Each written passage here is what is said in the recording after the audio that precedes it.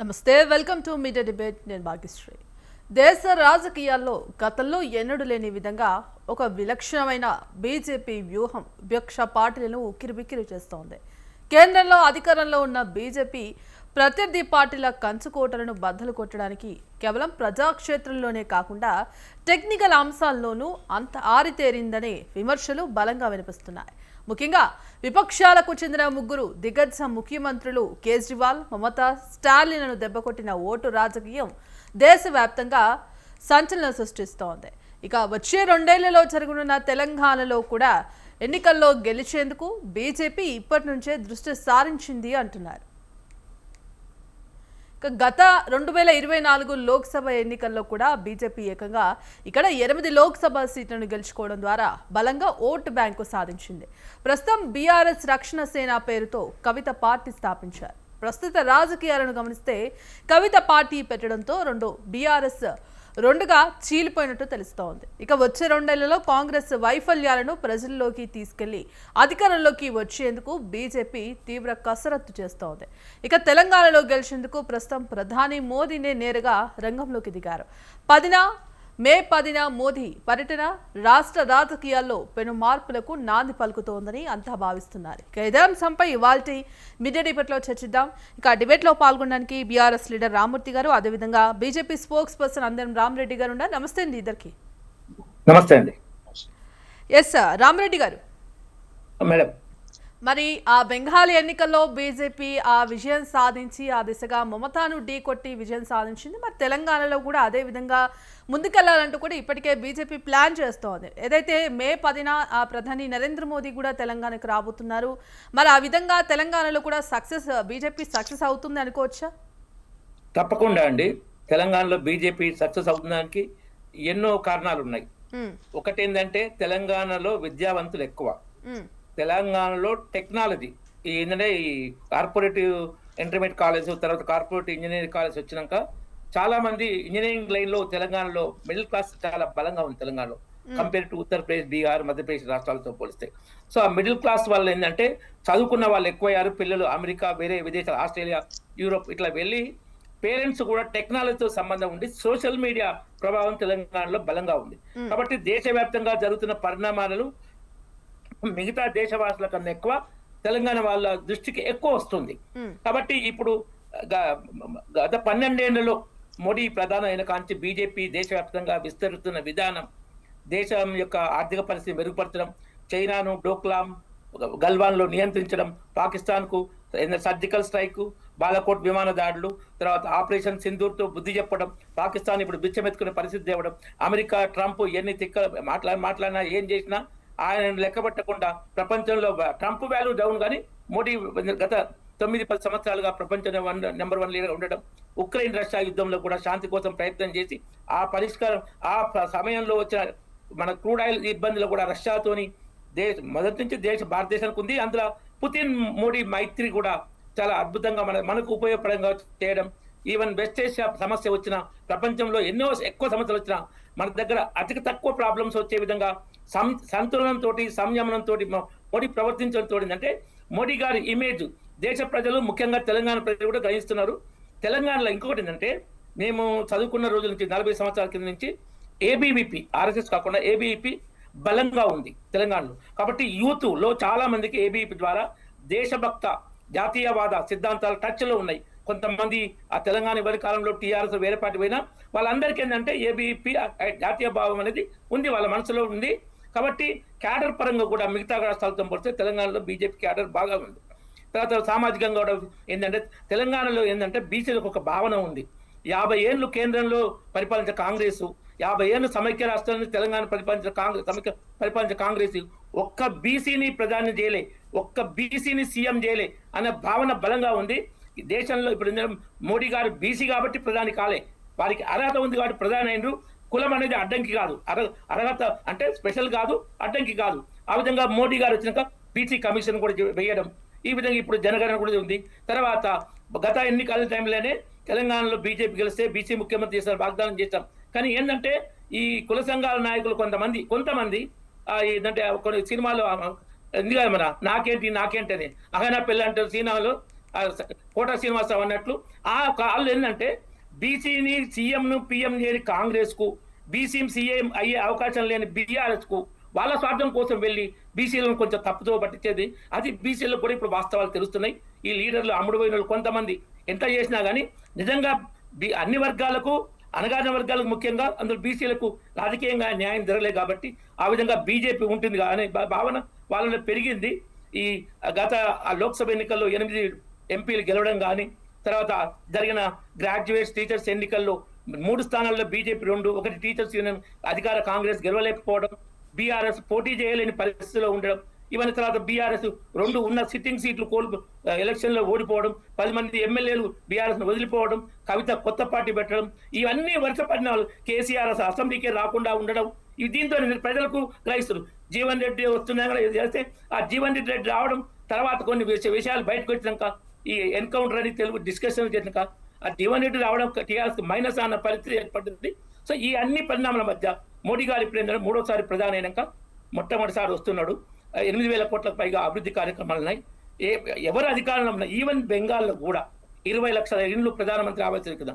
మమత ఎంత రాజకీయ బద్ద విరోధైనా మనం ఆ ప్రజలు తేడా నించకూడదు. బీజేపీ పాలన ఉందా, బీజేపీ రాజకీయంగా విరోధి పాలన ఉందా అనేది మోడీ బీజేపీ ఎన్నడూ ఆ తేడా చూపించలేదు. బెస్ట్ ఎగ్జాంపుల్ ఇది ఏదంటే బెంగాలే. ఆ ప్రజలకు అభివృద్ధి చేసి మేము చేస్తున్నాము, ఎవరి పాలన చేస్తున్నామంటే ప్రజలు కూడా ఆదరించారు. తెలంగాణ ప్రజలు కూడా ఏంటంటే విద్యావంతులు ఎక్కువ ఉన్నారు, మంచిగా ఆర్థికంగా కంపేరిటివ్లీ ఈ ఎడ్యుకేషన్ ద్వారా, టెక్నికల్ ఎడ్యుకేషన్ ద్వారా పైకి వచ్చారు, సోషల్ మీడియా. కాబట్టి వీళ్ళు Modi BJP best double engine సర్కార్తోనే తెలంగాణ అభివృద్ధి అయింది. 10 ఏళ్ళ కేసీఆర్ పాలన చూసారు, నచ్చక కేసీఆర్ ఓడగొట్టారు, లోక్సభలో ఒక స్థానం కూడా ఇవ్వలేదు.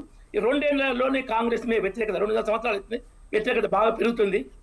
రేవంత్ రెడ్డి మాటల గారితో ఎంత మేనేజ్ చేసినా ఈ స్థానిక ఎన్నికల్లో కొంచెం అంటే పార్టీ పనులు 6 గ్యారెంటీల బొందబెట్టిండో, 420 హామీల డిక్లరేషన్ల అడ్రస్ లేకుండా చేసిండు.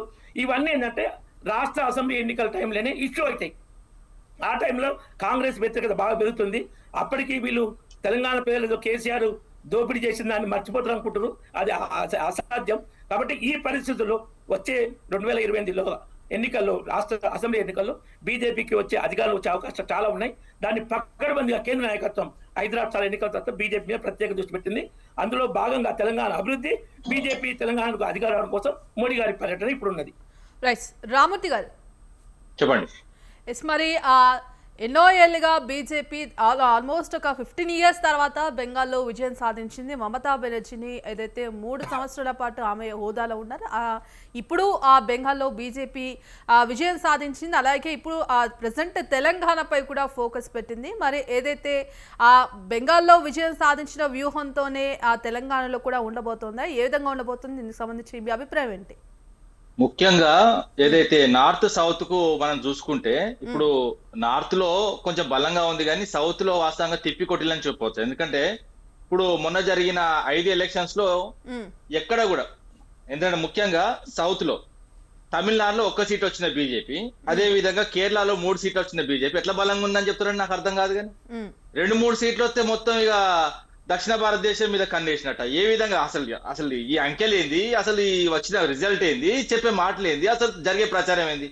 సరే నార్త్ అంటే గెలవచ్చు, ఎందుకంటే నార్త్ లో ముఖ్యంగా వాళ్ళ దగ్గర నడుస్తుంది హిందూ భావజాలం, అదే విధంగా ముస్లిం భావజాలం, అదే విధంగా వాళ్ళు వేరు వీళ్ళు వేరు అని విద్వేషాలు సృష్టిస్తారు. కానీ ఇక్కడ అందరు చదువుకున్న వాళ్ళు, ముఖ్యంగా బీజేపీ మిత్రులు మంచిగా చెప్పిండు, ఎందుకంటే ఇక్కడ చదువుకున్న వాళ్ళు ఎక్కువ, అదే విధంగా విజ్ఞానవంతులు ఎక్కువ, అదే విధంగా చెప్పాలంటే కొంత జ్ఞానం ఉన్న వాళ్ళు ఎక్కువ, కులాలు మతాలు తోని వాస్తవంగా చెప్పాలంటే రాజకీయాలు నడవదని కోరుకుంటారు ఎక్కువ, ముఖ్యంగా అభివృద్ధి బేసిస్ మీద నడవాలి. ఇంకోటి ఏంటంటే ఈ పార్టీ ఏం చేసింది, అసలు బీజేపీ పార్టీ నార్త్ కి ఏం చేసింది అని మనం మొత్తం చూసుకుంటే, అసలు నార్త్ కి ఏం చేసింది, సౌత్ కి ఏం చేసింది. ఇప్పుడు ముఖ్యంగా వీళ్ళు డబుల్ ఇంజన్ సర్కార్ అని మోసం చేస్తున్నారు. డబుల్ ఇంజన్ సర్కార్ లో మనం అందరం పోదాం, ఇప్పుడు లైవ్ లో ఉన్న అందరం పోదాం, ఎక్కడైతే డబుల్ ఇంజన్ సర్కార్ అక్కడ బహిర్ స్థానం నడుస్తుందండి. మన వాస్తవంగా సౌత్ కి అదే విధంగా నార్త్ కి తేడా చూసుకుంటే మాత్రం ఒక 20-30 ఏళ్ళు వెనుక వాళ్ళు ఉన్నారు, ముఖ్యంగా మనమే ముందున్నాం. అదే విధంగా మొన్న జరిగిన ఎన్నికల్లో వాస్తవంగా ఎక్కడ కూడా ఓ పెద్దగా వీళ్ళకి ఫలితాలు వచ్చినాయి ఇక్కడ కూడా లేదు. అంటే కేంద్ర పాలిత ప్రాంతాన్ని ఒక్కటి వదిలేస్తే ముఖ్యంగా ఏంటంటే కేరళలో ఎంత వచ్చినాయండి వీళ్ళకి సీట్లు? 3 సీట్లు అసెంబ్లీ సీట్లు వస్తే అసలు 140లో 3 వచ్చినోడు ఇక బలం అని చెప్పుకుంటే ఇజ్జత్ మానం పోతుంది, ఇంకేం పోద్దండి. అదే విధంగా తమిళనాడులో 234 స్థానాలండి. 234 స్థానాల్లో ఒక్కటి వచ్చిందండి. ఇక బలమా ఇది? దీని బలం ఎట్లా అంటారండి? ఇంకోటి ఏంటంటే ఎప్పుడైనా కూడా దక్షిణ భారతదేశం మీద వీళ్ళ పప్పులు ఉడకవు. ఇంకోటి ఏంటంటే ఇక్కడ అందరం కలిసి ఉంటాం. ముఖ్యంగా ఏంటంటే ఇక్కడ అభివృద్ధి బేసిస్ లో పార్టీలు నడవాలి, అదే విధంగా పరిపాలన కూడా నడవాలి. ఇంకోటి ఏంటంటే ఎలక్షన్లు వచ్చినప్పుడు ముఖ్యంగా ఇప్పుడు ఏదైతే తెలంగాణకు కొత్త దుకాణం పెట్టుకుని వస్తున్నాం 7,823 కోట్లు ఏదో అభివృద్ధి పనులు, మరి ఇన్ని రోజులు ఎడబోయాను, ఇన్ని రోజులు ఎడబోయిండు. ఇప్పుడు మోడీ ఎక్కడ పోయిండు? ఇన్ని రోజులు అదే విధంగా ఎలక్షన్ దగ్గర ఉంటే వస్తారా మీరు? అదే విధంగా ముఖ్యంగా గత అసెంబ్లీ ఎన్నికల నుంచి, ఎంపీ ఎన్నికల నుంచి, దాని తర్వాత కార్పొరేషన్ ఎన్నికల వరకు అయితే వివిధ సందర్భాల్లో బీజేపీ నాయకులు, పెద్ద నాయకులు, కేంద్రం నుంచి వచ్చిన నాయకులు ఇచ్చిన హామీలండి. తెలంగాణకు ఇచ్చిన హామీలు 100 ఒక్కొక్కటి చదివి వినిపిస్తే జర ఓపికతో వినండి. ఎందుకంటే నారాయణపేటలో బీజేపీ హ్యాండ్లూమ్ పార్క్ మంజూరు చేస్తుంది.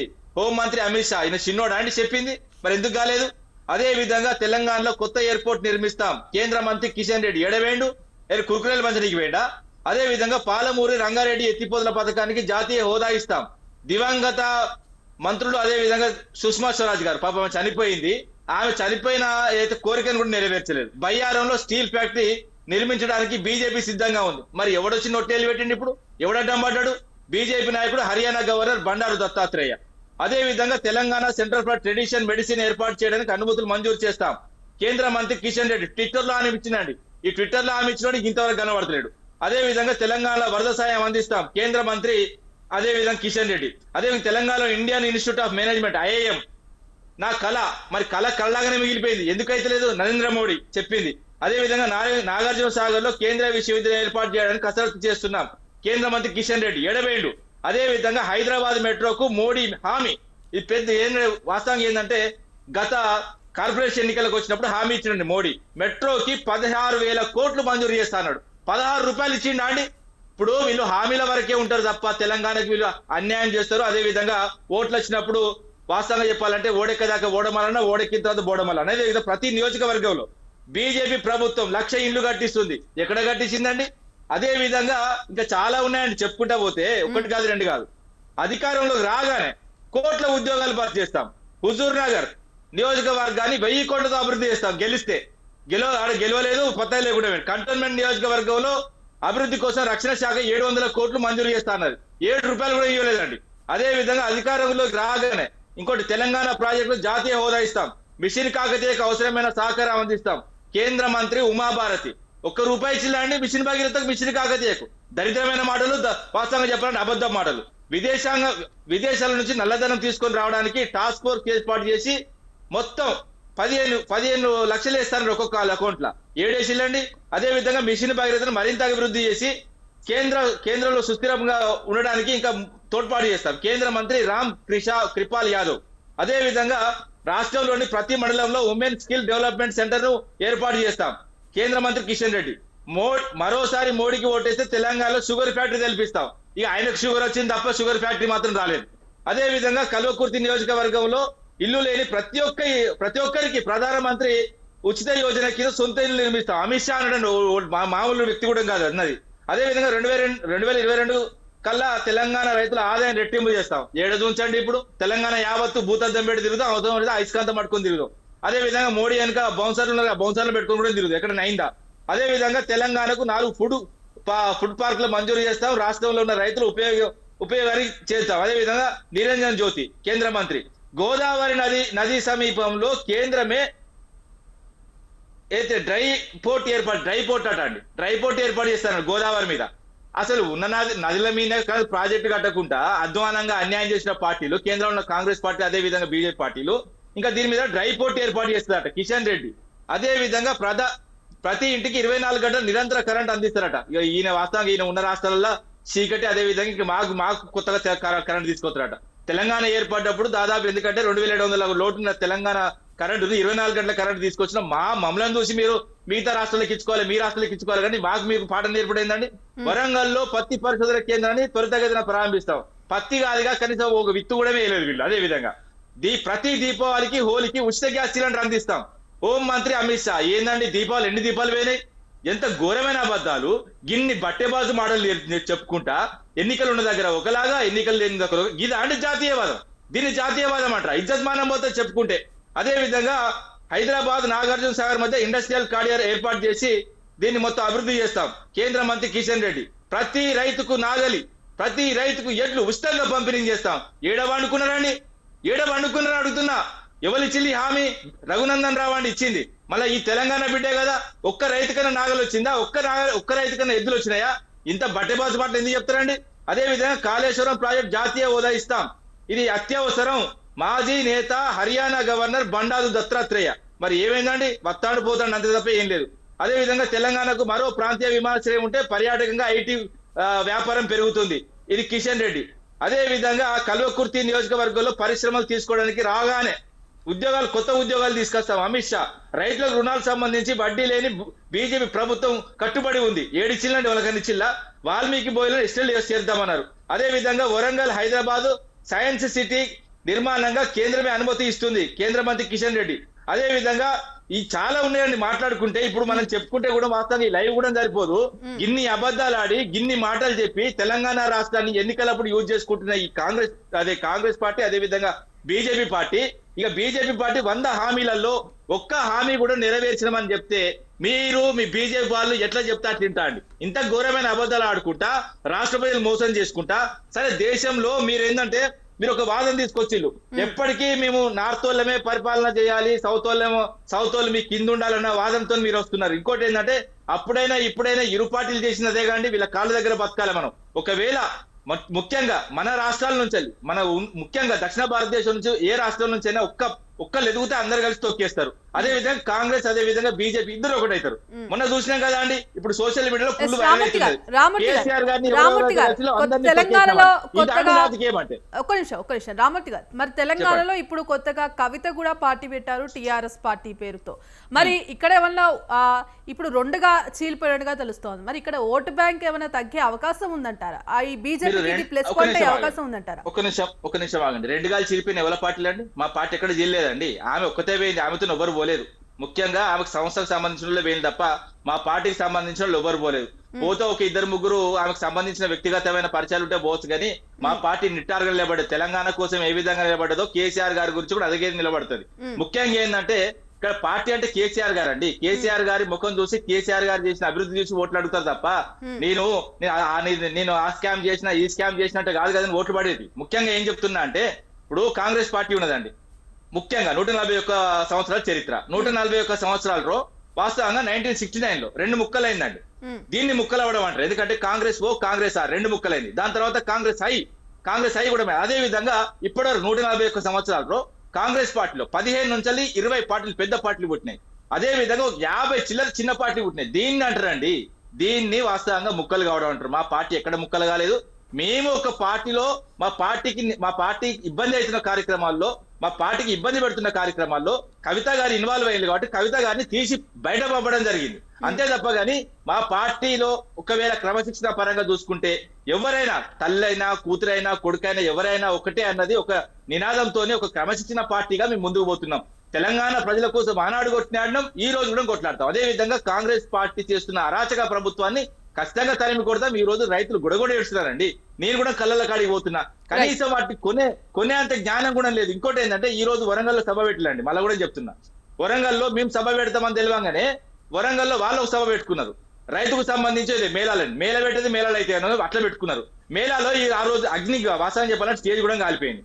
ఎందుకంటే రైతుల కన్నాల్లో వాస్తవంగా మట్టి కొట్టినలకు కాలిపోతే ఏమైతే కాలి బూడిదైతారు. ఇంకో తావలేదు.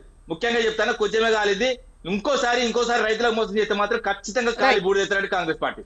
రైట్. ఇక అదేవిధంగా టిపిసిసి సెక్రటరీ కత్తి వెంకటస్వామి గారు డిబేట్ లో జాయిన్ అయ్యారు. నమస్తే సార్. వెంకటస్వామి గారు నమస్తే సార్. నమస్కారం చెప్పండమ్మా. ఇక అదేవిధంగా సీనియర్ జర్నలిస్ట్ నర్ర విజయ్ గారు కూడా డిబేట్ లో జాయిన్ అయ్యారు. విజయ్ గారు నమస్తే సార్. చెప్పండి. వెంకటస్వామి గారు నమస్కారం చెప్పండి.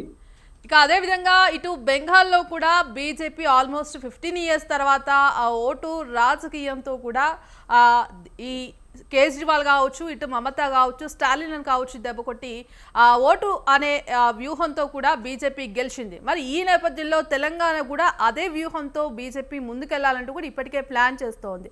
మరి ఇది ఎంతవరకు తెలంగాణలో సక్సెస్ అవుతుందంటారో మీ అభిప్రాయం ఏంటి? ముందుగా ప్యానల్ ఉన్నటువంటి మిత్రులకు, మీకు వీక్షకులకు నమస్కారం.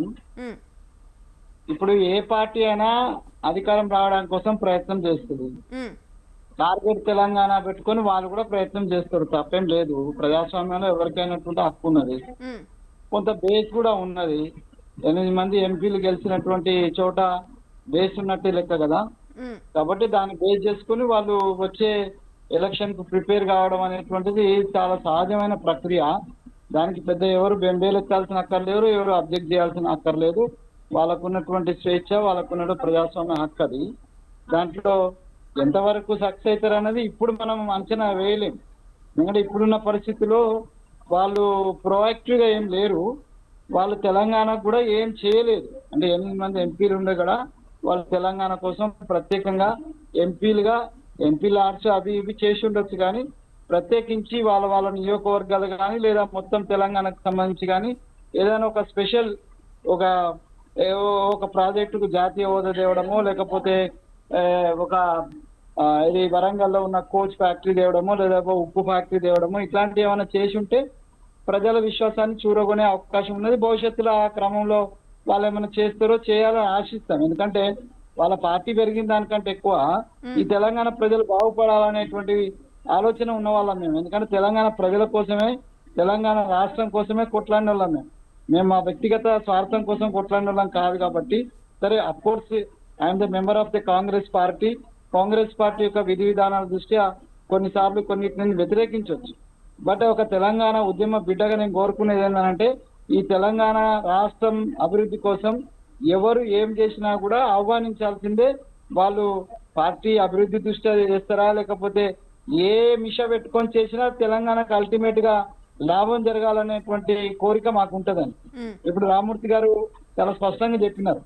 వాళ్ళ ఎంపీ ఎలక్షన్స్ అప్పుడు ఇండివిజువల్ గా వాళ్ళ నియోజకవర్గాలకు సంబంధించి లేదా మొత్తం తెలంగాణ రాష్ట్రానికి సంబంధించి చాలా వాగ్దానాలు మమ్మల్ని అంటున్నారు 420 చేసినారు. వాళ్ళు కూడా చేసినారు బాగానే. మరి ఆ వాగ్దానాలలో ఎప్పుడు కూడా ఇప్పుడు గురువింజ అన్నట్టుగా ఎప్పుడు చూడు బీజేపీ వాళ్ళు మమ్మల్ని అంటున్నారు, కానీ మరి వాళ్ళు చేసిన వాగ్దానాలను ఎక్కడ నిలబెట్టుకున్నారు? అక్కడ మోడీ నుంచి మొదలుకొని ఇక్కడ చిన్న మోడీ ఎవరు కిషన్ రెడ్డి దాకా ఇది ఈ మోడీ ద్వయం ఎక్కడి నుంచైనా ఏదన్నా ఒక్క ఆ మంచి పెద్ద ప్రాజెక్ట్ ఇక్కడికి తీసుకొచ్చి మనకు వచ్చినటువంటి ఐటీకి సంబంధించిన దాన్ని ఇక్కడి నుంచి తరలించకపోయినారు. మనకు వచ్చినటువంటి ఉక్కు ఫ్యాక్టరీని తరలించకపోయినారు. మనకు వచ్చినటువంటి కోచ్ ఫ్యాక్టరీని తరలించకపోయినారు. ఇన్ని చేసిన వాళ్ళను వాళ్ళు ఒక రకంగా అంటే ట్రంప్ చెప్తున్నాడు మేము సముద్ర దొంగలం లాగా. తెలంగాణ విషయంలో కూడా ఆ విధంగానే ఈ తెలంగాణకు వచ్చిన అవకాశాలన్నింటినీ కూడా తరలించి ఒక రకంగా తెలంగాణ ద్రోవులుగానే ఇలా ఆ పార్టీ మిగిలిపోయింది తప్ప తెలంగాణ ప్రజల హృదయాల్లో గట్టి ముద్ర వేసుకోలేకపోయింది. తెలంగాణ ప్రజలు ఆదరించిన తర్వాత కూడా అంటే 8 ఎంపీలు ఇవ్వడం అంటే తెలంగాణ ప్రజలు ఆదరించినట్లే. కేంద్రంలో మీ ప్రభుత్వం ఫామ్ అయింది, 2 మంత్రులు వచ్చినారు, అయినా కూడా తెలంగాణకు దక్కింది ఏం లేదనేది చాలా స్పష్టం. కాబట్టి వాళ్ళు భవిష్యత్తు ఎట్లా ఉంటది అనేది మనం ఇప్పుడేం చెప్పలేనండి. చాలా ప్రీ మ్యాచ్యూర్డ్ క్వశ్చన్ అవుతుంది అది. ఇప్పుడున్న యాజ్ ఆన్ టుడే వాళ్ళకి ఏం పెద్దగా ప్రోయాక్టివ్ గా ఏం లేదు. కాకపోతే పక్క రాష్ట్రాల నుంచి వచ్చినటువంటి రిజల్ట్స్ దృష్ట్యా డెఫినెట్ గా ఉత్సాహంగా వాళ్ళ క్యాడర్ ముందుకు పోయే అవకాశం ఉంటది. ఇప్పుడు ఏ పార్టీకైనా పక్క రాష్ట్రం నుంచి వచ్చిన, ఇప్పుడు మేము ఉన్నాం కేరళలో వచ్చిన రిజల్ట్స్ మేము ఎంజాయ్ చేస్తున్నాం. అట్లాగే పశ్చిమ బెంగాల్ నుంచి వచ్చినటువంటి దాన్ని ఇస్తున్నారు. ఇక్కడ పశ్చిమ బెంగాల్లో కావచ్చు, బీహార్ లో కావచ్చు, గెలిచినటువంటిది మాత్రము సర్ను ఆధారంగా చేసుకొని గెలిచిన వాళ్ళు బీహార్ లో చేసిన ప్రయోగాన్ని పశ్చిమ బెంగాల్లో చేసినారు. బీహార్ తెలంగాణలో కూడా ఓట్ చోరీ పేరుతో అదే విధంగా ఆ ప్లాన్ తోనే బీజేపీ ముందుకెళ్తుందని అనుకుంటున్నారా? నేను ఏమంటున్నానంటే 90 లక్షల ఓట్లు అండి, 1-2 ఓట్లు కాదు, 90 లక్షల ఓట్లు తొలగించబడ్డాయి. దీంట్లో నేను పశ్చిమ బెంగాల్ ఇన్ఛార్జ్ మేడం, నేను కరెక్ట్ గా ఉన్నా. నేను ఎగ్జాంపుల్స్ ఇస్తా మేడము. తండ్రి ఓటు ఉంటది, తల్లి ఓటు ఉంటది, కానీ కొడుకు ఓటు పోతుంది. లేదా భార్య ఓటు ఉంటది, కొడుకు ఓటు ఉంటది, భర్త ఓటు పోతుంది. ఇట్లాంటి నీకు వందల ఎగ్జాంపుల్ చూపిస్తా. 41 lakhs అప్లికేషన్స్ పెండింగ్ లో ఉన్నాయి. అవి పెండింగ్ నుంచి వాటిని డిజాల్వ్ చేయకుండా ఎలక్షన్ పోయింది. నేను మమతా బెనర్జీ యొక్క పాలనా విధానాన్ని నేను తీవ్రంగా వ్యతిరేకిస్తున్నా. మా పార్టీ కూడా ఏమైనా సపోర్ట్ చేయదు. But that is not the alternative of this one. ఈమె తప్పులు చేసింది కాబట్టి సర్ ద్వారా మనం ఓడించాలనే ఆ కుట్ర ఇప్పుడు రేపు తెలంగాణ కూడా సర్ తీసుకొస్తున్నాం అంటున్నారు. అంతటా సర్ అంటున్నారు. సర్ పేరుతోటి రియల్ ఓటర్స్ యొక్క గొంతు నొక్కి గొంతు కోసేసేటువంటి ప్రయత్నం ఏదైతుందో అది ప్రతిపక్షాలకు సంబంధించిన ఒక యోజనాబద్ధంగా భారతీయ జనతా పార్టీ ఎప్పుడైనా కూడా చాలా ప్లాన్డ్ గా వ్యూహాత్మకంగా పనిచేస్తుంది. ఎందుకంటే దానికి ఆర్ఎస్ఎస్ యొక్క వెన్నుదన్ను ఉన్నది కాబట్టి ఆర్ఎస్ఎస్ సంబంధించినటువంటి పెద్దలు చాలా వ్యూహాత్మకంగా పనిచేసేటువంటి అలవాటు ఉంటది. చాలా ప్లానింగ్ తోటి చాలా నిబద్ధతతో పనిచేసే అలవాటు ఆర్ఎస్ఎస్ పెద్దలకు ఉంటది, ఆర్ఎస్ఎస్ యొక్క ప్రచారకులకు ఉంటది. కాబట్టి ఆ బేస్ తోటి వాళ్ళు చాలా పకడ్బందీగా సర్ అనేటువంటిది పెట్టి ఈ సర్ ద్వారా ఎదుటి పార్టీకి సంబంధించినటువంటి సింపథైజ్ ఓట్స్ ను ఖతం చేసి దాని ద్వారా గెలుస్తున్నారు. బీహార్ లో అట్నే గెలిచిండ్రు, బెంగాల్లో అట్నే గెలిచిండ్రు. బెంగాల్లో మేడం అది దీది ఎంతైతే అరాచకం చేసిందో అంతకన్నా అరాచకం గవర్నమెంట్ కు రాకపోతే మీరు ఒక్కసారి విజువల్స్ మీ టీవీకి ఏమైనా ఒకవేళ స్కోప్ ఉండి పశ్చిమ బెంగాల్లో మీరుంటే మొత్తం ఆ రాష్ట్రంలో ఉన్నటువంటి నేతలందరి యొక్క ఇండ్లను అది సెంట్రల్ గవర్నమెంట్ యొక్క సెంట్రల్ ఫోర్సెస్ మొత్తం గెరావ్ చేసినాయి. వాళ్ళ ఎదుటి పార్టీలకు సంబంధించినటువంటి కార్యాలయాలను తగలబెట్టి ఆ తగలబెట్టిన చోట బీజేపీ జెండాలు ఎగరేస్తున్నారు. అంటే దౌర్జన్యానికి కౌంటర్ దౌర్జన్యం అనేటువంటి దాంట్లో వాళ్ళు పోతున్నారు. బట్ అది ఇది 3 నెలల పుచ్చటే 6 months లో మీకు తేలిపోతుంది. ఆమె ఎంత దౌర్జన్యం చేసిందో అంతకు మించిన 100 రెట్ల దౌర్జన్యం మీరు పశ్చిమ బెంగాల్లో చూడబోతున్నారు. ఎందుకంటే పశ్చిమ బెంగాల్లో వాళ్ళు Bharatiya Janata party original Bharatiya Janata party వాళ్ళు 10%, 90% ఎవరైతే ఉన్నారో వాళ్ళు టీఎంసీ నుంచి వచ్చినటువంటి 40-50%, అలాగే 30-40% సిపిఎం వచ్చినటువంటి దౌర్జన్యకర శక్తులే వీళ్ళతో ఉన్నాయి. ఇప్పుడు ఆ దౌర్జన్యకర శక్తులతోటే వాళ్ళు పశ్చిమ బెంగాల్లో గెలిచినారు. అదే దౌర్జన్యకర పాలన కొనసాగిస్తారు. తెలంగాణలో అట్నే నాటకాలు చేస్తామనంటే ఇక్కడ తెలంగాణ ప్రజలు అంత ఈజీగా ఉండరు. తెలంగాణ ప్రజలు పోరాటం ఆల్రెడీ తెలుసు. కాబట్టి తెలంగాణలో మిగతా ప్రతిపక్షాలు కూడా తెలంగాణ కోసమే పుట్టిన పార్టీ టిఆర్ఎస్ ఉన్నది, తెలంగాణ ఇచ్చిన పార్టీ కాంగ్రెస్ ఉన్నది. తెలంగాణకు తెచ్చడంలో ప్రధాన భూమిక పోషించినటువంటి భారతీయ జనతా పార్టీ కూడా ప్రజలు ముగ్గురిని ఆదరించినారు. కానీ భారతీయ జనతా పార్టీ సవితి తల్లి ప్రేమ ఈ రాష్ట్రం పట్ల చూపించింది కాబట్టి దానికి కూడా ఫలితం భవిష్యత్తులో అనుభవిస్తారు. దాన్ని ఎట్లా ఓవర్కమ్ చేయాలనేది వాళ్ళు ప్రయత్నం చేస్తారు. కానీ సర్ ద్వారా ఓవర్కమ్ చేయాలనుకుంటే మాత్రం ఇక్కడ ఆ నాటకాలు జరగకపోవచ్చు. డెఫినెట్ గా ఇక్కడ మీ 2 రాష్ట్రాలను చూసిన తర్వాతనైనా కూడా ప్రజలు కానీ రాజకీయ నాయకులు కానీ పార్టీ నాయకులు కానీ కొద్దిగా తెలివితో పనిచేయాలా. ఆ తెలివి తక్కువతనం కారణంగానే పశ్చిమ బెంగాల్లో కానీ లేకపోతే బీహార్ లో కానీ కాంగ్రెస్ పార్టీ ఎదురు దెబ్బ తిన్నది అనేటువంటి చాలా స్పష్టమండి. రైట్. ఎస్ విజయ్ గారు, మరి ఇవాళ దాదాపు 15 ఏళ్ల తర్వాత కూడా బీజేపీ బెంగాల్లో విజయం సాధించింది. మరి ఆ దిశగా తెలంగాణపై కూడా ఇప్పటికే బీజేపీ ఫోకస్ పెట్టింది. మరి ఇది ఎంతవరకు సాధ్యమవుతుందంటారు? మరి తెలంగాణలో బీజేపీకి ప్రజాదరణ వస్తోందా? మరి బీజేపీకి అనుకున్న వ్యూహం ఇక్కడ సక్సెస్ అవుతుంది అనుకోవచ్చా? అనుకున్న వ్యూహం సక్సెస్ అయ్యేది భవిష్యత్తులో తేలుతుందండి. వాళ్ళు అనుకుంటే సరిపోదు. వాళ్ళు అనుకోవడం అంటే వివక్షత చూపించి చేస్తామంటే సరిపోదు. ఒకవేళ మీకు సొంతంగా 8 ఎంపీ స్థానాలు ఇచ్చినా గానీ తెలంగాణకేమో ఏమివ్వరు.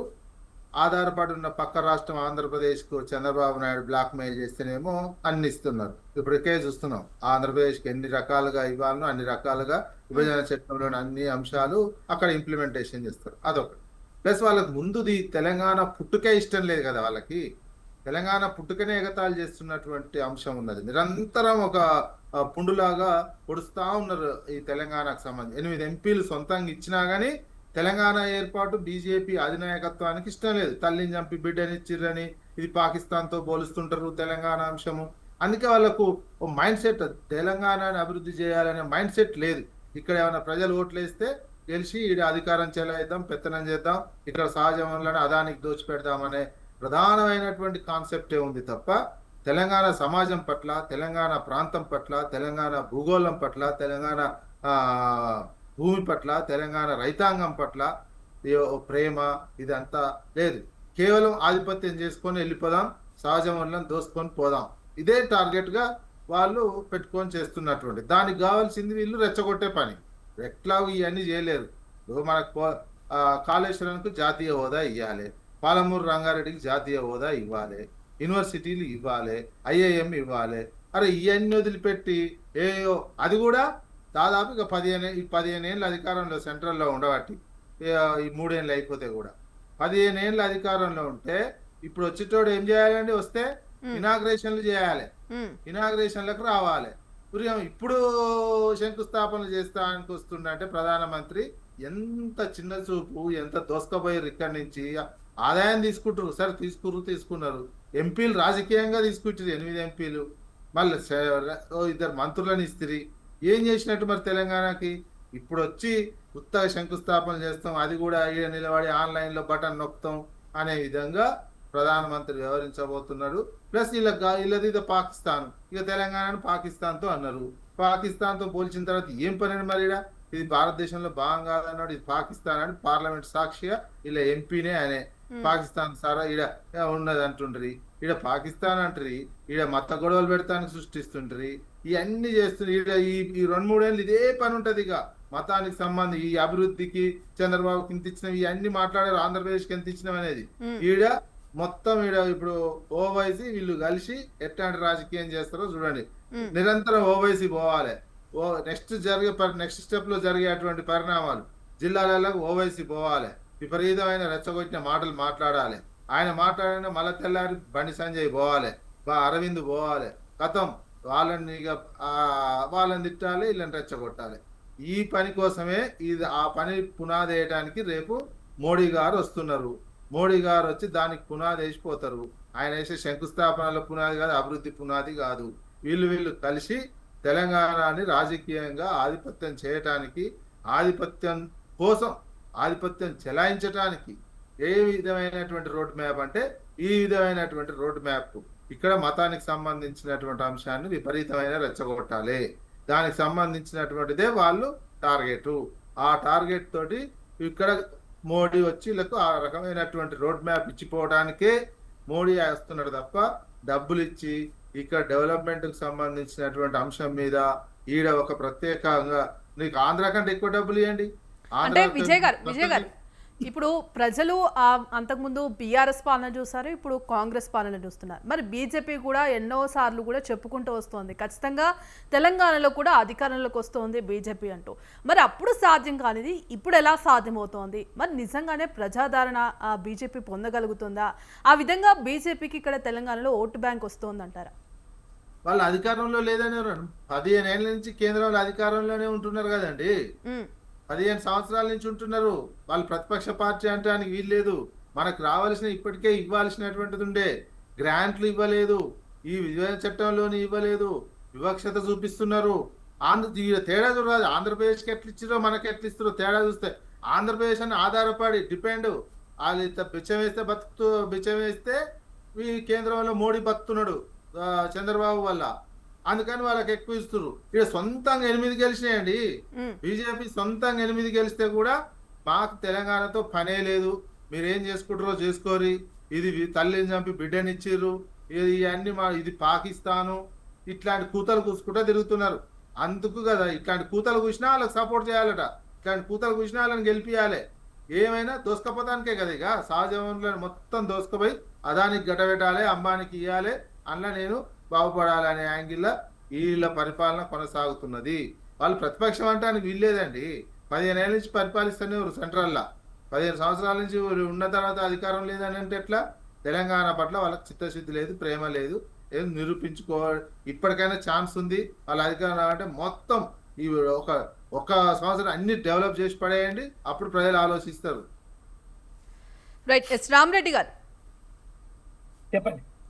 మరి బెంగాల్లో ఓట్ చోరీ రాజకీయంతో బీజేపీ గెలిచింది. మరి ఈ విధంగా తెలంగాణలో కూడా అదే ప్లాన్ చేసుకుంటూ ముందుకు వస్తోంది అని చెప్పేసి కూడా అంటున్నారు. మరి ఎంతవరకు సాధ్యమవుతుంది? ఏ ఫార్ములాతో బీజేపీ ముందుకు వెళ్తోంది? చర్చ అనేది అర్థవంతంగా ఉండాలి.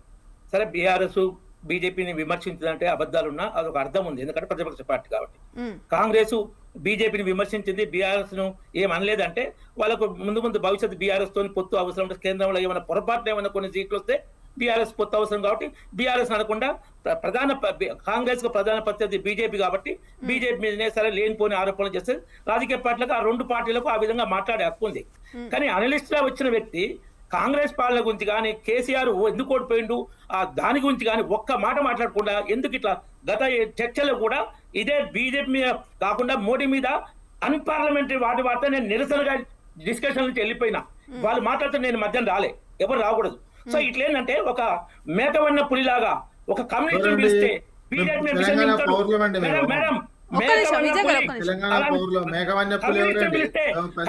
చైనా ఆదేశాల ప్రకారంగా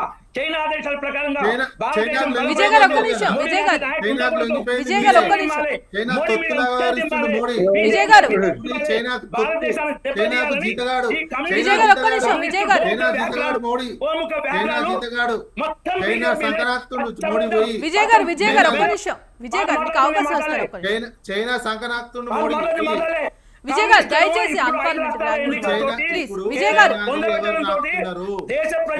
సపోర్ట్ ఎవరు చేస్తున్నారు? విజయ్ గారు సార్ మధ్యలో ఇంటరప్ట్ అవ్వండి. విజయ్ గారు ఒక్క నిమిషం మీకు అవకాశం ఇస్తాను. తెలంగాణ మాటలు మాట్లాడారు.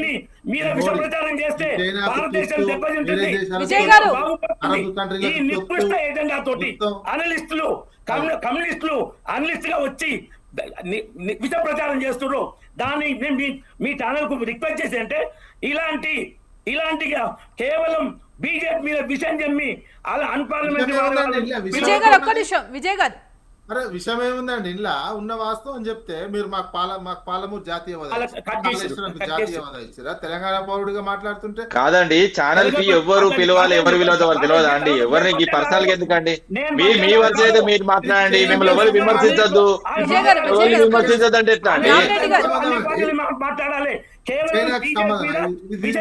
బీజేపీ బీజేపీ తప్పు చెప్తే తప్పు చెప్పొద్దా? సబ్జెక్ట్ గురించి చెప్తా సబ్జెక్ట్ గురించి మాట్లాడండి. దయచేసి ఎవరు పర్సనల్ గా వెళ్ళొద్దు సార్ ప్లీజ్. మీరు తెలంగాణ పాకిస్తాన్ అంటే ఏం లేదు కానీ తెలంగాణ విజయ్ గారు ఒక్క నిమిషం. విజయ్ గారు ఒక్క నిమిషం. తెలంగాణ అని పాకిస్తాన్ తప్పు జరుగుతుంది. విజయ్ గారు ఒక్క నిమిషం. విజయ్ గారు ఇంటరప్ట్ అవ్వండి. విజయ్ గారు ఒక్క నిమిషం. రామరెడ్డి గారు సబ్జెక్ట్ గురించి మాట్లాడండి. ఒక్క నిమిషం. గత చర్చలో ఇదే వేదిక కుమారు పిఎం కు సిగ్గు లేకుండా మాట్లాడితే నిరసనగా వెళ్ళిపోయినా ఇప్పుడు మరి 100 హామీలు ఇచ్చిండు, ఒక్క హామీ సిగ్గులేని పోరాదు ఏమైతుంది? వేరే విషయాలు మాట్లాడుతుంది.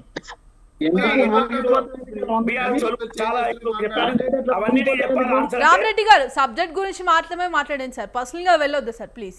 సబ్జెక్ట్ గురించి డిస్కషన్ మాట్లాడకుండా చేస్తుండ్రు. చెప్పండి. ఆయన ఇంతకుముందు చేసింది ఇప్పుడు చేసిన మాట్లాడినా. ఇప్పుడు నేను బీఆర్ఎస్ వాళ్ళు మాట్లాడుతున్న మధ్యం రాలే, వెంకటస్వామి గారు మాట్లాడే మధ్యం రాలే. వారు ఏంటంటే వాళ్ళకు మాట్లాడే హక్కు ఉంది, రైటా రాంగ్ అయినా మాట్లాడే హక్కు ఉంది, పద్ధతి ఉంది. అదో వాళ్ళకు కూడా ఉంటదండి, తప్పేమున్నది? సమాధానం చెప్పండి అన్న, సమాధానం చెప్పండి.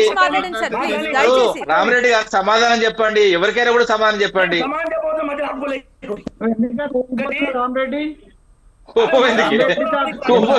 ఎందుకు ఊగిపోతారు?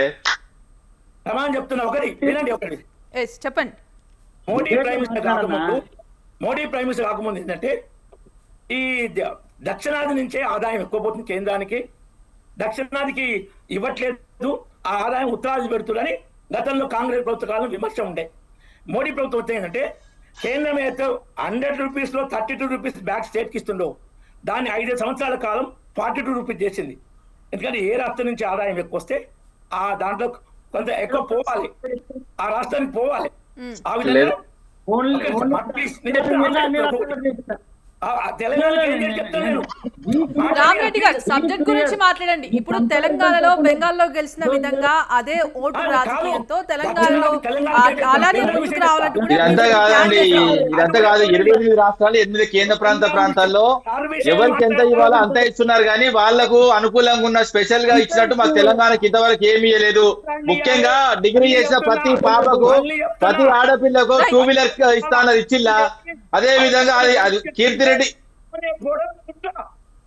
రైట్ రైట్ రామరెడ్డి అదే గారు మీ విధంగా వాయిస్ మా సరిగా ప్రభుత్వం రావట్లేదు. ప్రతి చెప్పనియాలి. థర్డ్ విషయం, బెంగాల్లో 90 లక్షల ఓట్లు సార్ ద్వారా తీసేయడం జరిగింది. సార్ కొత్తగా రాలే. 2004 ముందే 2004 ముందే 10 సార్లు సార్ జరిగింది దేశంలో. నెహ్రూ పేరు జరిగింది, ఇందిరా పేరు జరిగింది. వెంకటస్వామి గారు ఒక్క నిమిషం. వెంకటస్వామి చర్చ గారు అర్థవంతంగా పోవట్లేదు. ఎవరి మాట వాళ్ళే మాట్లాడుకుంటున్నారు. తెలంగాణకి ఏం చేశారో చెప్పరాదు బీజేపీ వాళ్ళకి అంత ముచ్చినందుకే. ఇంకోటి ఒకటే వెంకటస్వామి మాట, గారు ఒక్క నిమిషం దయచేసి భాగ్యశ్రీ గారు ఏం లేదండి, వీళ్ళు దక్షిణ భారతదేశంలో బొక్క బోర్లా పడ్డారు. సార్ డిబేట్ మొత్తం 4 మేజర్ రాష్ట్రాలలో బొక్క బోర్లా పడ్డారు. ఒక దిక్కు 3, ఒక దిక్కు 2, ఒక దిక్కు 1 తప్ప వీళ్ళు బలంగా లేరు, బలహీనంగా ఉన్నారు. బీజేపీ దేశవ్యాప్తంగా బలపడుతుండడం దేశవ్యాప్తంగా బలపడచ్చు, కానీ ఇక్కడ రామరెడ్డి గారు ఒక్క నిమిషం అవకాశం ఇస్తాను. ఒక్క నిమిషం ఎస్ రామరెడ్డి గారు ఒక్క నిమిషం. రామరెడ్డి గారు ఒక్క నిమిషం ఆగండి. ఒక్క నిమిషం ఆగండి రామరెడ్డి గారు. ఆగరండి ఆయన. రామరెడ్డి గారు ఒక్క నిమిషం మళ్ళీ అవకాశం ఇస్తాను మీకు. రామరెడ్డి గారు ఒక్క నిమిషం. ఎస్ వెంకటస్వామి గారు మీరు కూడా ఒక్క నిమిషం ఆగండి. ఎస్ రామూర్తి గారు చెప్పండి. చెప్తున్నా, ఒక్క నిమిషం ఆగండి. బెంగాల్లో 90 లక్షల రామరెడ్డి గారు అందరు తెలుసు అండి, అందరికి తెలుసు. 90 లక్షల ఎందుకు ఆవేశపడతాను? గోలేసుకో. ఎందుకు ఇదంతా లొల్లి ఎందుకే నీకు? ఊకే ప్రశాంతంగా ఉండరా? అదే ఎందుకే ఇంత లొల్లి ఎందుకే? చెప్పు ఏం చెప్తావు చెప్పు. ఎస్ రామరెడ్డి గారు బెంగాల్లో 90 లక్షల ఓట్లు తీసిండ్రు. 42 స్థానాలది ఎక్కువ జనాభాది. ఈవెన్ తమిళనాడు 70 లక్షల ఓట్లు పోయినాయి. మరి తమిళనాడు బీజేపీ గెలవలేదే. బీజేపీ గెలిస్తే రాజీనామా చేయడం, బీజేపీ గెలకపోతే సార్ ఓకే, బీజేపీ గెలిస్తే సార్ రాంగ్. ఇది తప్పు ఆర్గ్యుమెంట్. సార్ అనేది ఇప్పుడు సరు గురించి మాట్లాడింది మీరే. ఒక వెంకటస్వామి గారు సరు గురించి మాట్లాడింది ఆయన క్వశ్చన్ వేసుకుని ఆయన ఆన్సర్ చేసుకుంటారు. ఇప్పుడు ఎవరు అడగలేదు. ఇప్పుడు కాంగ్రెస్ వాళ్ళు సరు గురించి చెప్పలేదు, నేను అడగలేదు, ఎవరు అడగలేదు. రామూర్తి గారు ఒక్క నిమిషం. ఎస్ రామరెడ్డి గారు ఒక్క నిమిషం. స్పెషల్ ఇంటెన్సివ్ రీజన్ గురించి ఎవరు అడగలేదు మిమ్మల్ని. రామరెడ్డి గారు డిబేట్ డిస్టర్బ్ అవుతుంది సార్, ప్లీజ్ దయచేసి ఒక్క నిమిషం అందరూ ఆగండి. ఒక్క నిమిషం సార్, ఒక్క నిమిషం. రామరెడ్డి గారు ఒక్క నిమిషం. ఇంకోటి తెలంగాణ విషయం కూడా చెప్తున్నా. కిషన్ రెడ్డి గారు కేసీఆర్ ముఖ్యమంత్రి ఉన్నప్పుడే ఓ బుక్ ప్రింట్ ఇచ్చాడు. 9 సంవత్సరాల్లో 9 లక్షల కోట్లు తెలంగాణకు ఏ విధంగా ఖర్చు పెట్టారు? 9 లక్షల కోట్లు విజయ్ గారు ఒక్క నిమిషం ఆగండి. రామరెడ్డి గారు ఒక్క నిమిషం. రామరెడ్డి గారు డిబేట్ డిస్టర్బ్ అవుతుంది సార్, అందరూ ఒకేసారి మాట్లాడితే మీరు మాట్లాడేది ప్రజల్లోకి వెళ్తుంది కాబట్టి సరిగ్గా ఎవరికి అర్థం కాదు. ప్లీజ్ దయచేసి కిషన్ రెడ్డి అబద్ధాలు మాట్లాడుతున్నారు. ఒక్క నిమిషం విజయ్ గారు. రామరెడ్డి గారు ఒక్క నిమిషం ఆగాలి. సెంట్రల్ గవర్నమెంట్ జీతాలు కూడా చూస్తారా అండి? ఇజ్జత్ మనం పోతుంది. సెంట్రల్ గవర్నమెంట్ ఉద్యోగాలు కూడా ఉద్యోగాలకి జీతాలు ఇస్తున్నా చూస్తే రామూర్తి గారు చెప్పండి. రామరెడ్డి గారు ఒక్క నిమిషం ఆగండి. రామరెడ్డి గారు ఆగండి. నన్ను క్వశ్చన్ వేస్తున్నారు. ఆగండి అందరు ఆగండి. చెప్పండి. ఎస్ రామరెడ్డి గారు, రామూర్తి గారు ఇవాళ మరి తెలంగాణలో మే 10న ఏదైతే నరేంద్ర మోదీ దాదాపు 800 కోట్ల రూపాయల అభివృద్ధి పనులకు శంకుస్థాపన చేయబోతున్నారు. మరి ఇన్ని 15 సంవత్సరాల నుంచి కూడా అది కేంద్రంలో అధికారంలో ఉంది. అయినప్పటికీ కూడా తెలంగాణకు అభివృద్ధి పనులు కొంత మేర చేసినప్పటికీ కూడా కొంత అక్కడెక్కడో ప్రజల్లో అసంతృప్తి వ్యక్తమైన పరిస్థితి కనిపిస్తూ ఉంది. మరి అంతా బీజేపీకి ప్రజాదరణ అంతగా ఉన్నట్లు కనిపించడం లేదు. మరి ఇది ఎలా సాధ్యమవుతోంది? మరి బీజేపీ ఏ విధంగా ముందుకు వెళ్తోంది అంటారు? ప్రజాదరణ సౌత్ లో లేదండి, ఓన్లీ నార్త్ లే ఉన్నది ముఖ్యంగా. ఎందుకంటే అరే ఆగండి భయ్. రామరెడ్డి గారు ఒక్క నిమిషం. రామరెడ్డి గారు మీరు అడిగినప్పుడు మీరు మాట్లాడండి. ఒక్క నిమిషం రామరెడ్డి గారు, ఒక్క నిమిషం రామరెడ్డి గారు. పిచ్చా మీకేమన్నా? నాకు అర్థమైతలేదు. రామరెడ్డి గారు మీకు అవకాశం ఇస్తాను, మాట్లాడండి. ఒక్క నిమిషం మీకు అవకాశం మాట్లాడండి. 8 చెప్తా వినండి. 8 మంది బీజేపీ సంబంధించిన వాళ్ళు ఎంపీలు, 8 మంది కాంగ్రెస్ సంబంధించిన వాళ్ళు, ఒకటి ఎంఐఎం సంబంధించిన మొత్తం 17 మంది కట్టగట్టుకొని దునికి చావుర్రి. ఎందుకు వాస్తవంగా 2 బడ్జెట్లో ఇంతవరకు 0. అదే విధంగా వీళ్ళు తీసుకొచ్చింది ఏం లేదు. 28 కేంద్ర ప్రాంతాలు 8 వాస్తవంగా 28 రాష్ట్రాలు, అదే 8 కేంద్ర ప్రాంతాలకు ఏ విధంగా హక్కుగా రావాల్సిన గవే వచ్చినాయి. కొత్తగా వీళ్ళు తీసుకొచ్చింది లేదు, అదే విధంగా ఏమి లేదు. అదే విధంగా డిగ్రీ కాలేజీ పిల్లకు ప్రతి పాపకు ఏదైతే ప్రతి 2 వీలర్ ఇస్తా అన్నారు, ఇచ్చిల్లా. అదే విధంగా పంటకు కనీస మద్దతు ఇస్తా అన్నారు, ఏదైతే లక్ష్మణ్ బీజేపీ సంబంధించిన రాజ్యసభ సభ్యులు. అదే విధంగా ప్రతికి కనీస మద్దతు ధర 5,200 నుంచి 10,000 చేస్తారు, చేసిలా చేయలేదు. అదే విధంగా మా ప్రభుత్వం ప్రతి కిలో బాయిల్ రైస్ కొంటా అన్నది, ఇంతవరకు కొనే పరిస్థితి కూడా లేదు. అదే విధంగా కాళేశ్వరం లిఫ్ట్ ఇరిగేషన్ ప్రాజెక్టు కేంద్రమే చేపడుతుందని చెప్పారు, చేసిలా చేయలేదు. అదే విధంగా గజ్వాల్ కు సెంట్రల్ యూనివర్సిటీ మంజూరు చేస్తాను. ఇవన్నీ మాటలు చెప్పుకుంటా ఇప్పుడు నేనేమంటున్నా, ఇప్పుడు వీళ్ళు ఇన్ని హామీలు ఇప్పుడు 8,000 కోట్లేమో మోడీ శంకుస్థాపన చేయనీకి వస్తున్నా అంటుండు కదా. అదే విధంగా రాష్ట్రానికి 15 ఏళ్లలో దాదాపు 100 హామీలు ఇచ్చిన కాంగ్రెస్ అదైతే బీజేపీ పార్టీ మొత్తం కంప్లీట్ గా చేసి రావాలి.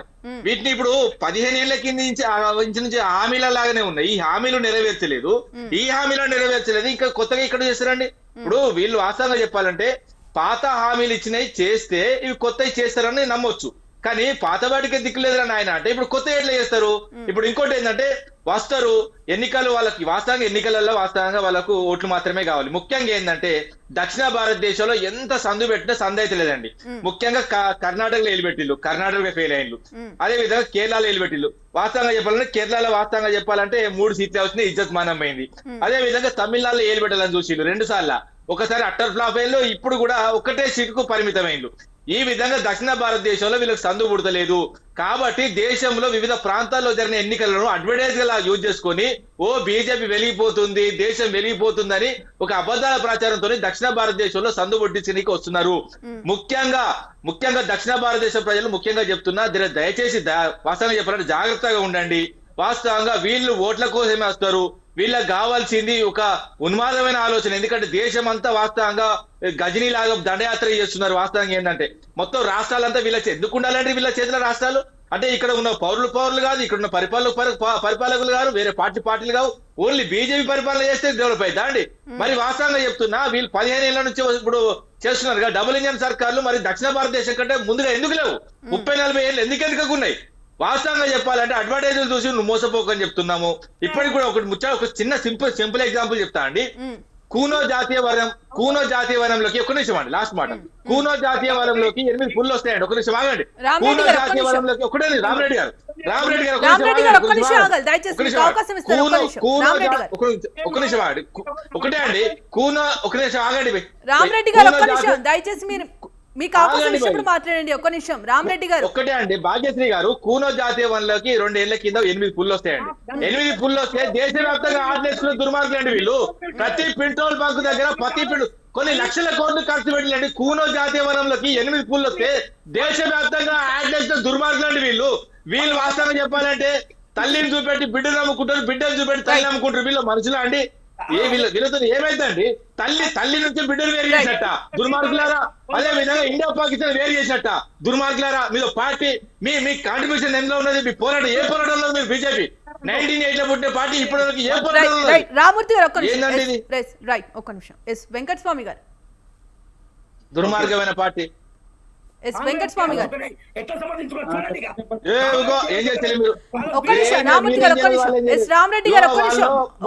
కాంగ్రెస్ పార్టీ మా ఉద్యమకారులు చంపింది. మీరు ఆ సెంటిమెంట్ మొత్తం కంప్లీట్ గా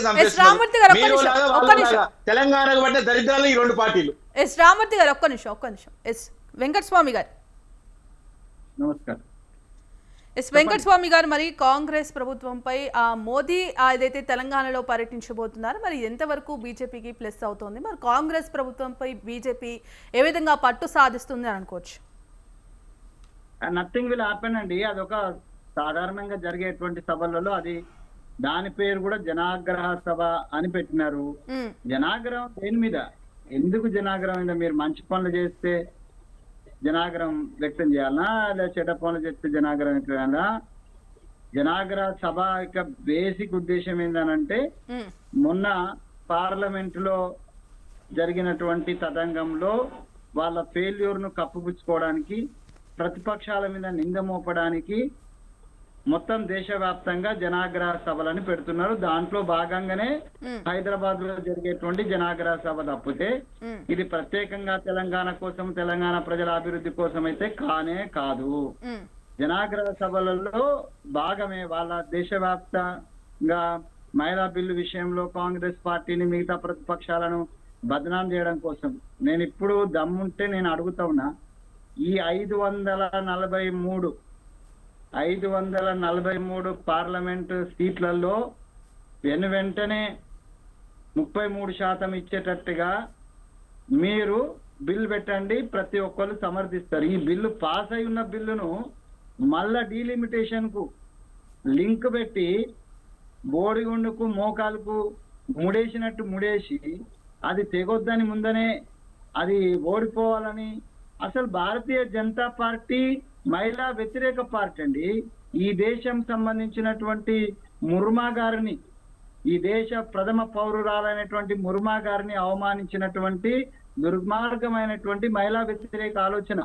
వారిని రామాలయానికి రానియలేదు, వారిని పార్లమెంట్ ఓపెనింగ్ కు రానియలేదు, వారిని నిలబెట్టి పార్లమెంట్ అంటే నిలబెట్టి మనం చూసినాం.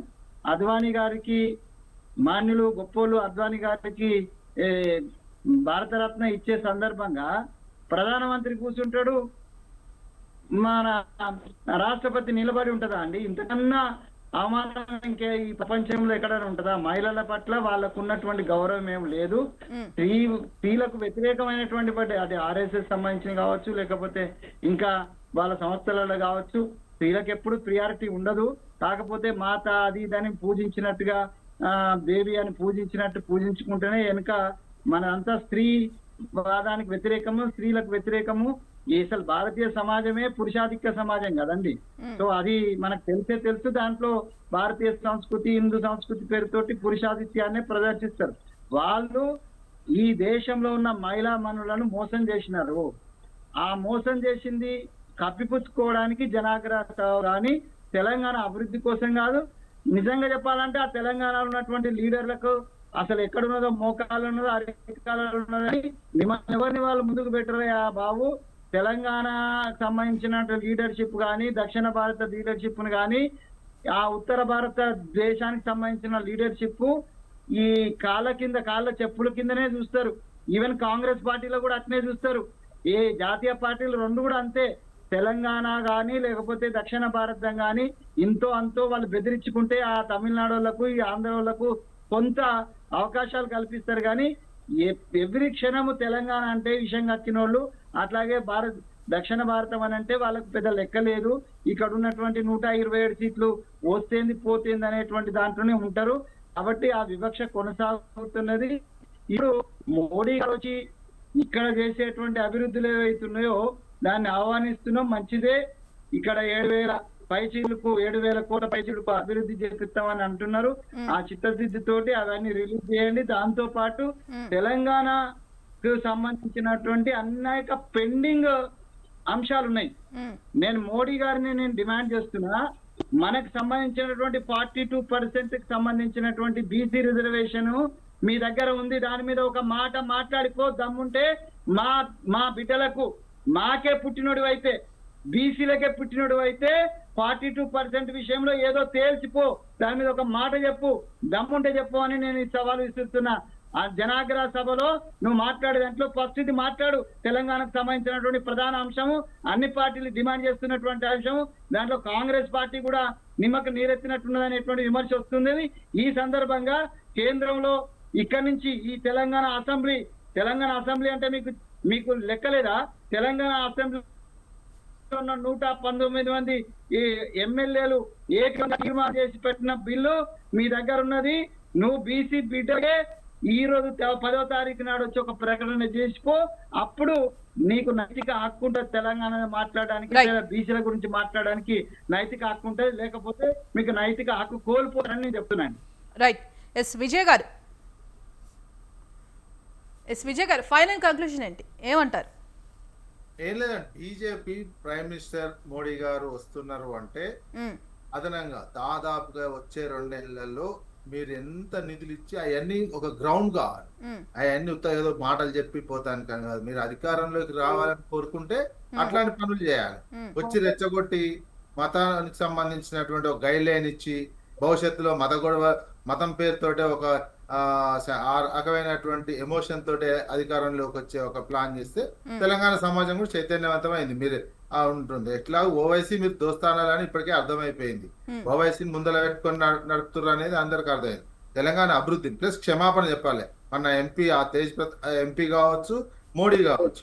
ఎందుకంటే తల్లిని చంపి బిడ్డనిచ్చి తెలంగాణ మీద మీకు ప్రేమ లేదు. క్షమాపణ చెప్పేసి తెలంగాణ అభివృద్ధికి జాతీయ హోదా ఇచ్చేయండి. కాళేశ్వరం అప్పులన్నీ తీర్చేసేయండి. పాలమూరు రంగారెడ్డి అప్పులన్నీ తీర్చేసేయండి. మాకు కావాల్సిన గ్రాంట్స్ దాదాపు 60,000-70,000 కోట్లు. గుజరాత్కి ఏమో దాదాపు 2.5 ఈ 10 సంవత్సరాల కాలంలో దాదాపు 2.5 లక్షల కోట్ల గ్రాంట్ ఇచ్చారు గుజరాత్ కు. మాకు కూడా ఆ రకమైనటువంటి గ్రాంట్లు ఈ 3 ఇచ్చి మీరు ఎలక్షన్ లో అభివృద్ధి పేరుతోటి వెళ్ళండి తప్ప ఆ మొత్తం చంద్రబాబుకు తగలబెడతాం, మీ నుంచి ఓన్లీ రాజకీయంగా ఓట్లేయండి, పైసలు తీసుకుంటాం అనే ధోరణితో ఉండొద్దు. ఇక్కడ మీకు పాకిస్తాన్ ఇది పాకిస్తాన్ అంటున్నారు కదా మీరు తెలంగాణని. ఈ పాకిస్తాన్ ఎందుకు రావాలి అప్పుడు మోడీ మరిగా? ఇది మీ ఎంపీ అన్నాడు కదా ఇది పాకిస్తాన్ అని. ఇటువంటి క్షమాపణలు చెప్పాలి. ఈ అన్నిటికీ నిధులు ఎక్కువగా ఇవ్వాలి. ఆంధ్రప్రదేశ్ తో సమానంగా కాదు, అదనంగా చూడాలి. ఆంధ్రప్రదేశ్ తో సమానంగానే చూస్తలేరు. ఇంకా మాకు అదనంగా సహాయం చేయాలి. వస్తేనే అప్పుడు మాత్రమే మీకు వాల్యూ ఉంటది. అప్పటిదాకా మీకు వాల్యూ లేదు. థ్యాంక్ యూ అండి. మేడం రామరెడ్డి గారు 1 minute క్లోజ్ చేయండి. తెలంగాణ రామరెడ్డి గారు మీ వాయిస్ స్టక్ అవుతుంది, రావట్లేదు. రైట్, థ్యాంక్ యూ అండి. ఇవాళ డిబేట్లో పాల్గొన్న బీఆర్ఎస్ లీడర్ రామ్మూర్తి గారికి, అలాగే బీజేపీ స్పోక్స్ పర్సన్ అందెం రామరెడ్డి గారికి, టీపీసీసీ సెక్రటరీ కత్తి వెంకటస్వామి గారికి, అలాగే సీనియర్ జర్నలిస్ట్ నర్ర విజయ్ గారికి ధన్యవాదాలండి. ఇది ఇవాళ మీడియా డిబేట్. కీప్ వాచింగ్ స్వతంత్ర.